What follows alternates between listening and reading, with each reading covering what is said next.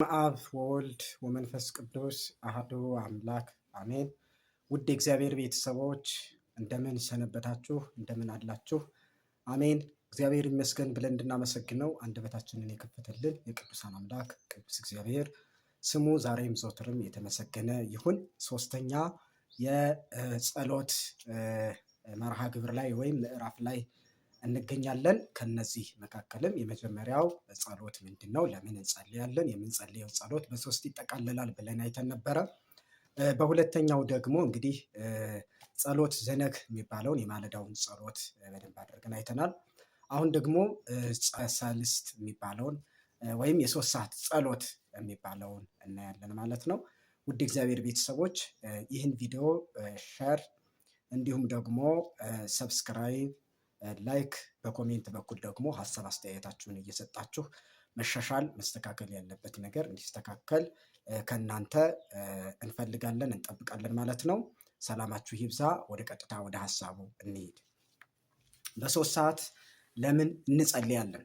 በሶስት ሰዓት የምንጸልይበት ትልቁና የመጀመሪያው ምክንያታችን እንግዲህ በኦሪት ዘፍጥረት ምዕራፍ 1 ቁጥር 26 ላይ ስንመለከት ንግበር ሰብአ በአርአያነ ወበአምሳሊነ ሰውን እንደ ምሳሌያችን በመልካችን እንፍጠር ብለው አጋዕዝተ ዓለም ቅድስት ሥላሴ የሰው ልጅ የፈጠሩት በሶስት ሰዓት ነው። በሶስት ሰዓት የተፈጠረ የሰው ልጅ በሶስት ሰዓት የተሰጠውን ያንን ውቅር አካል ጠብቆ እንዲኖር በሶስት ሰዓት እንጸልያለን ወይም በሶስት ሰዓት ላይ ጸሎት እናደርጋለን። ሁለተኛው እንግዲህ አባቶቻችን እንደሚሉት ሔዋን በዕለቱም ተፈጥራለች። እንግዲህ ሔዋን የተገኘችበት የተፈጠረችበት ሳይሆን የተገለጠችበት ዕለት በሳምንቱ ዓርብ 3 ሰዓት ላይ ነው። የሔዋንን መገለጥ እናነሳለን፣ እናስብበታለን። በዚህ ምክንያት እንጸልያለን።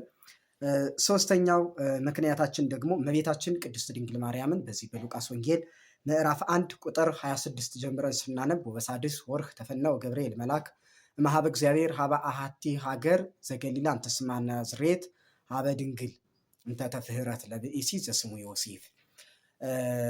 ለዮሴፍ የታጨች አንዲት ድንግል ወዳለችበት ወደ ናዝሬት ገሊላ መልአኩ ቅዱስ ገብርኤል በስድስተኛ ወር ተላከ ብለን ስንናገር እመቤታችን ቅድስት ድንግል ማርያም በዚህ በሶስት ሰዓት መልአኩ ቅዱስ ገብርኤል እንዳበሰራት ብዙ አባቶቻችን በማስረጃ ያቀርባሉ እና ለድህነተ ዓለም የመረጣት እመቤታችን ቅድስት ድንግል ማርያምን መልአኩ ቅዱስ ገብርኤል ትጸንሻለሽ፣ ወንድ ልጅ ትወልጃለሽ ብሎ የተናገረበት በዚህ በሶስት ሰዓት ነው ማለት ነው። እንግዲህ በሉቃስ ወንጌል 1:26 ላይ ያለውን መሰረታዊ ሀሳብ ወስደን በሶስት ሰዓት እመቤታችን ቅድስት ድንግል ማርያምን መልአኩ ቅዱስ ገብርኤል እንዳበሰራት ትወልጃለሽ፣ ትጸንሻለሽ እንዳላት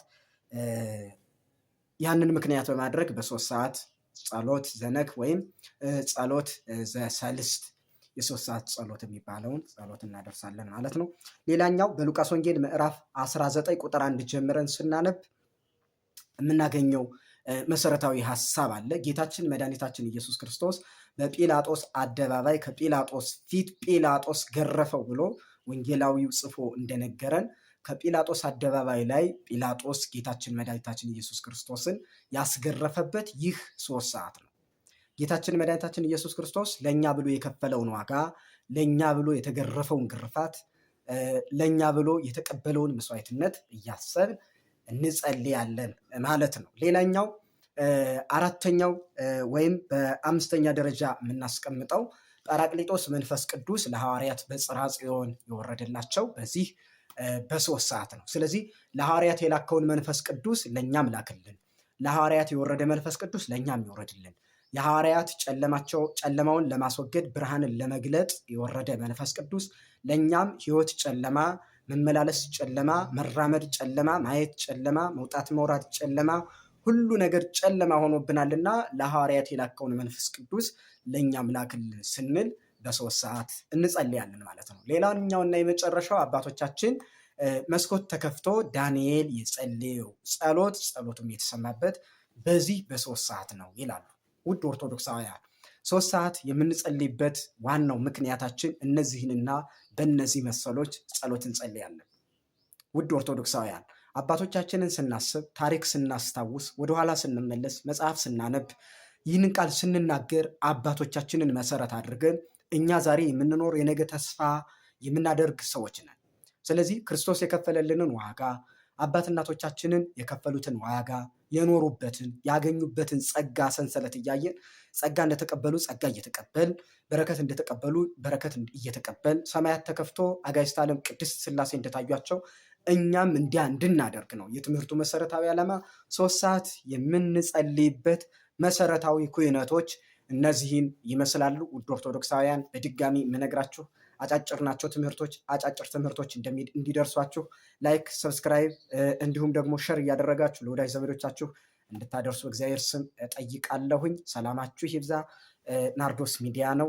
ለሁሉም እንዲዳረስ ሸር አድርጉልኝ። ሰላማችሁ ይብዛልኝ። ወስብሐት ለእግዚአብሔር። ይቆየን።